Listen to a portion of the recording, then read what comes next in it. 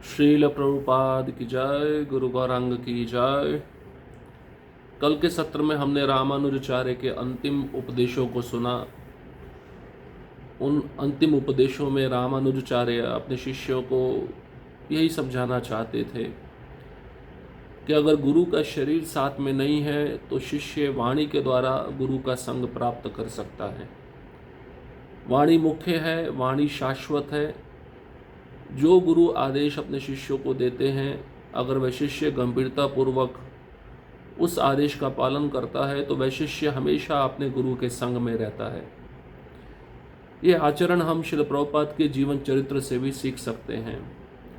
इसलिए गुरु का वपु संग ना मिले तो भी ठीक है, लेकिन वपु से ज़्यादा वाणी का संग मिलना चाहिए। अब रामानुजाचार्य जिन्होंने भगवान रंगनाथ की बहुत प्रेम पूर्वक सेवा की, उन रंगनाथ भगवान का प्राकट्य कैसे हुआ इस संसार में, उसके विषय में अब हम पढ़ेंगे। श्री रंगम महात्म्य के अनुसार सृष्टि के आरंभ में ब्रह्मा जी भगवान विष्णु के वास्तविक स्वरूप महाविष्णु के दर्शन करना चाह रहे थे।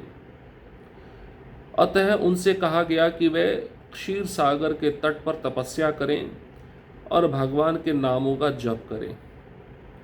अतः ब्रह्मा जी क्षीर सागर के तट पर गए और वहाँ उन्होंने लगभग 1000 वर्षों तक हरि नाम का उच्चारण करते हुए तपस्या की।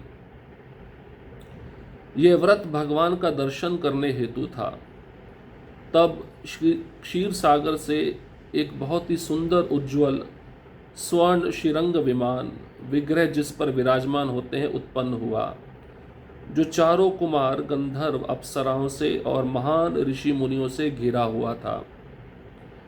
श्रीरंग विमान के अंदर अनंत देव और गरुड़ जी चामर सेवा कर रहे थे और भगवान की सेवा में गीत प्रस्तुत कर रहे थे।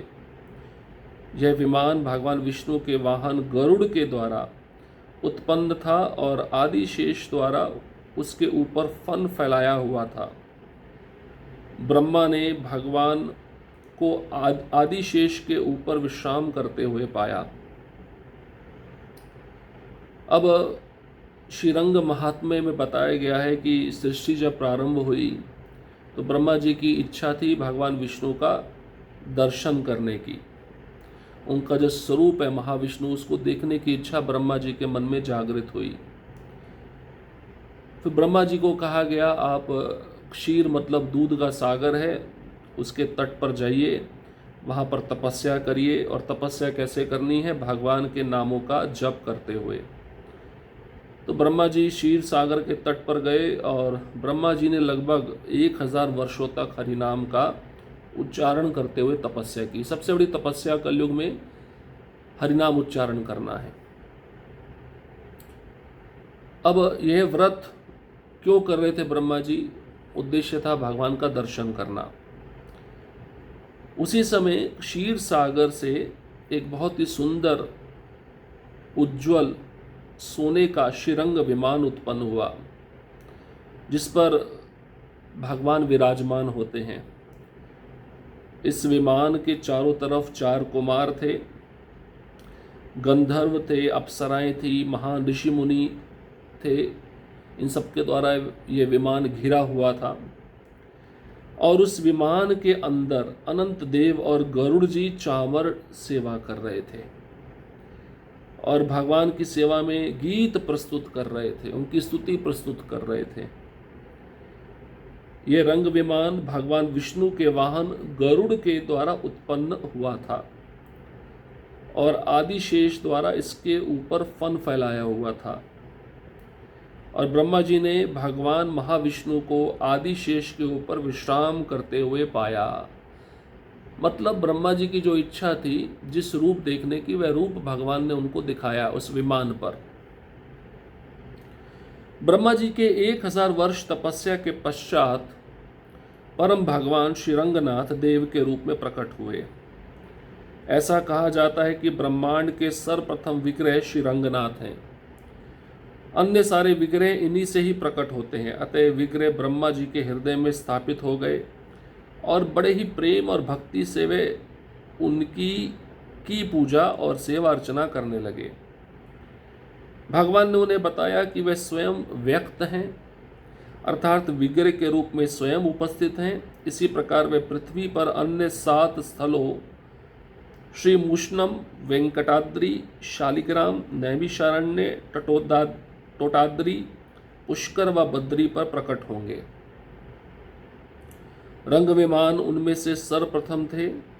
उनके साथ विश्वक्सेन भी थे। नारद जैसे महान ऋषि उनकी स्तुति कर रहे थे और सभी देवी देवता उनकी जय जयकार कर रहे थे। तो ब्रह्मा जी 1000 वर्ष तपस्या जब किए, उसके बाद में परम भगवान श्री रंगनाथ देव जी का विग्रह प्रकट हुआ। और ऐसा कहा जाता है ब्रह्मांड का सबसे पहला विग्रह यही था, सबसे पहली मूर्ति यही थी। और अन्य सारे विग्रह इन्हीं रंगनाथ भगवान से प्रकट हुए।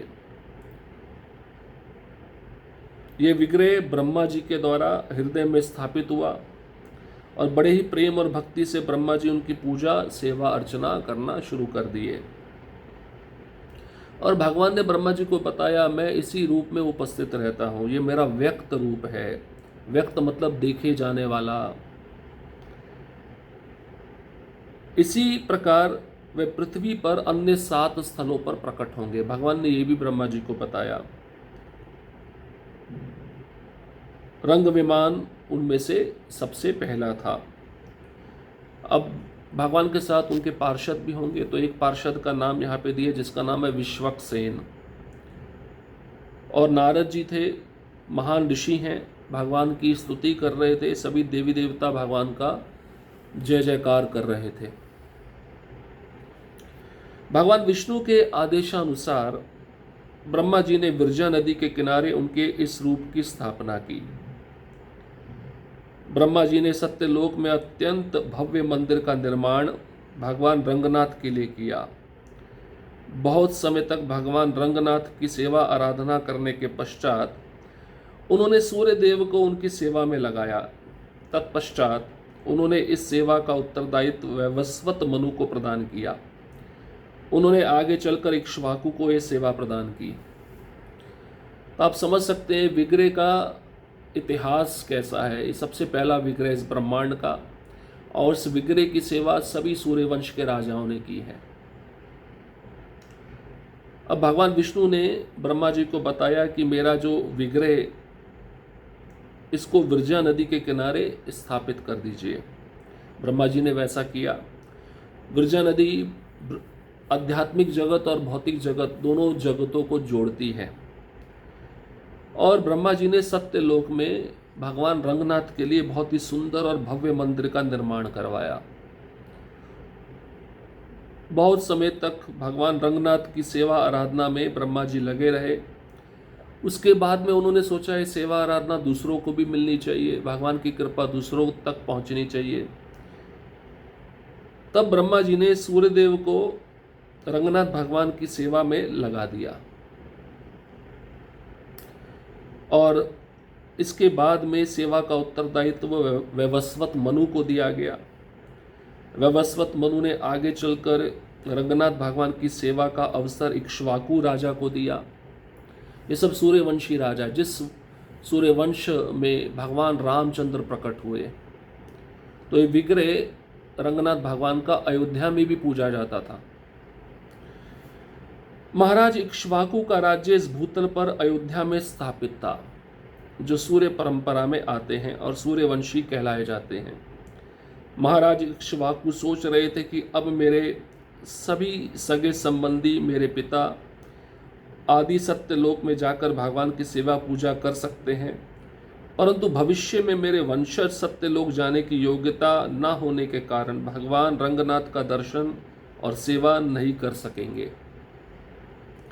परंतु मैं उन सबको भगवान रंगनाथ की सेवा के लिए योग्य और समर्थ बनाना चाहता हूँ। अब महाराज इक्ष्वाकु का जो राज्य था वह इस धरती पर अयोध्या में स्थापित था।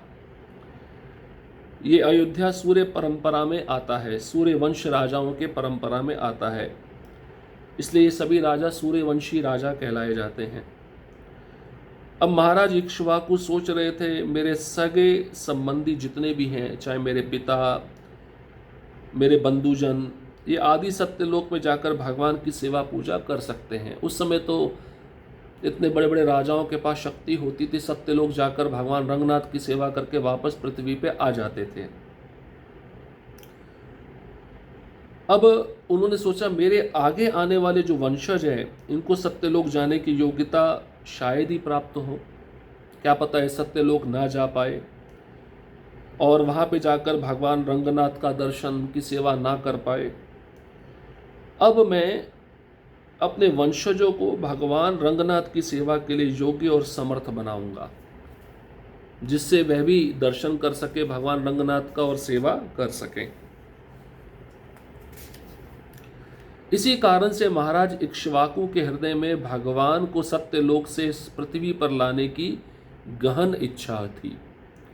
अब आगे आने वाले वंशज तभी सेवा करेंगे ना जब वो विग्रह सत्यलोक से पृथ्वी पे आएगा। तो उनके मन में इच्छा हुई, भगवान रंगनाथ को सत्यलोक से अभी पृथ्वी पे लाना होगा। अतः उन्होंने इस इच्छा पूर्ति के लिए कठोर तपस्या शुरू कर दी। ग्रीष्म काल में धूप में प्रज्वलित अग्नि के निकट बैठकर भगवान के चरण कमलों का ध्यान किया करते थे। वर्षा ऋतु में भीगते हुए तपस्या करते थे और ग्रीष्म में ठंडे जल में बैठकर तपस्या करते थे। तपस्या इक्ष्वाकु महाराज कैसे करने लगे? गर्मी के समय अपने पास में आग जलाकर बैठ जाते थे और भगवान के चरण कमलों का ध्यान करते थे। बारिश के समय, वर्षा ऋतु के समय भीगते हुए तपस्या करते थे और ठंडी में ठंडे जल में रहकर तपस्या करते थे। अतः इंद्र ने सोचा कि यदि कोई इस प्रकार से कठोर तपस्या करेगा तो वह मेरा स्थान और मेरी शक्ति को क्षीण कर लेगा या छीन लेगा। इंद्र भयभीत हो गए कि कहीं मुझसे अधिक शक्तियां उन्हें न प्राप्त हो जाए। अतः इंद्र ने महाराज की तपस्या भंग करने के लिए कामदेव को भेजा। कामदेव अपने संग उर्वशी, रंभा, मेनका आदि अप्सराओं को लेकर उस स्थान पर पहुंचे जहां महाराज इक्ष्वाकु तपस्या कर रहे थे। महाराज इक्ष्वाकु ने काफी लंबे समय के उपरांत अपनी आंखें खोली और भगवान को दंडवत प्रणाम किया। कामदेव ने क्रोधित होकर महाराज के हृदय में काम बाण छोड़ा। तब महाराज ने कामदेव को भी दंडवत प्रणाम करके उनका स्वागत एक महत्वपूर्ण अतिथि के रूप में किया।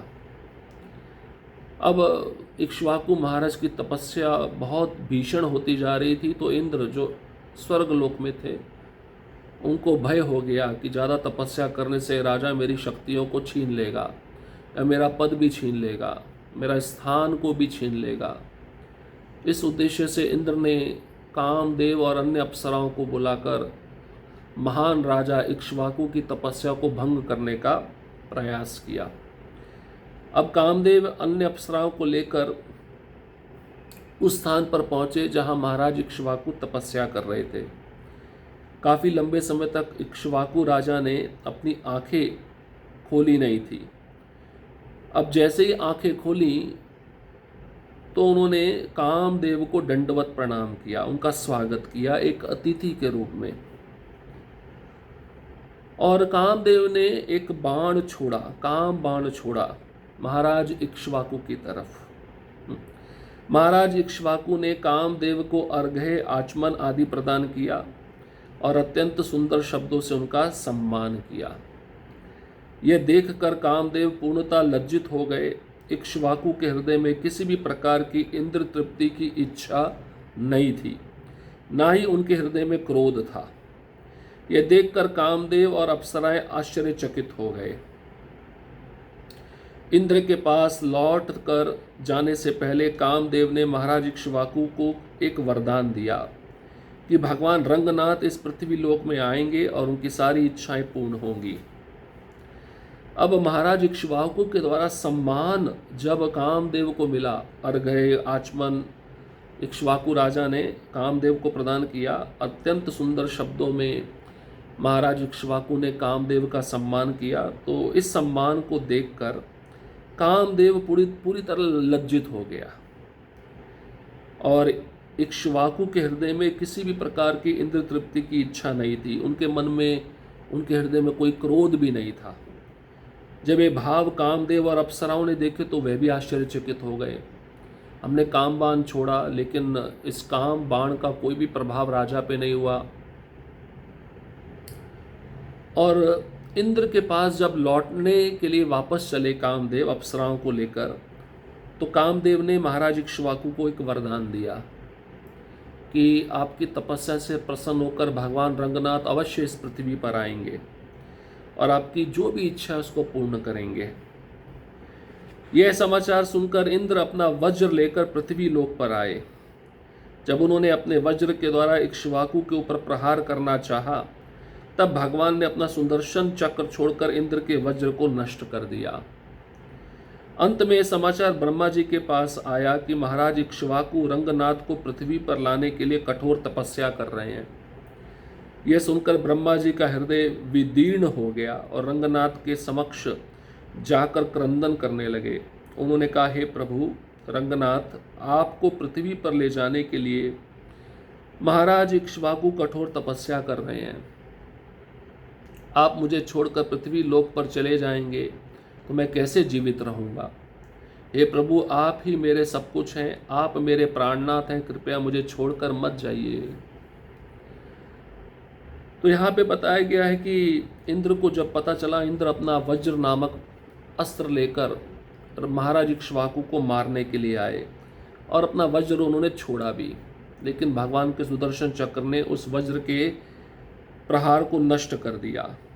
अंत में समाचार ब्रह्मा जी को मिला। ब्रह्मा जी को पता चला कि महाराज इक्ष्वाकु तपस्या कर रहे हैं भगवान रंगनाथ को पृथ्वी पर लाने के लिए। तो जब ये समाचार ब्रह्मा जी ने सुना, उनका हृदय विदीर्ण हो गया, फट गया और भगवान रंगनाथ के सामने जाकर वह रोने लगे। ब्रह्मा जी भगवान रंगनाथ के सामने जाकर कहते हैं, आपको पृथ्वी पर ले जाने के लिए महाराज इक्ष्वाकु कठोर तपस्या कर रहे हैं। आप मुझे छोड़कर जाएंगे तो मैं कैसे जीवित रहूँगा।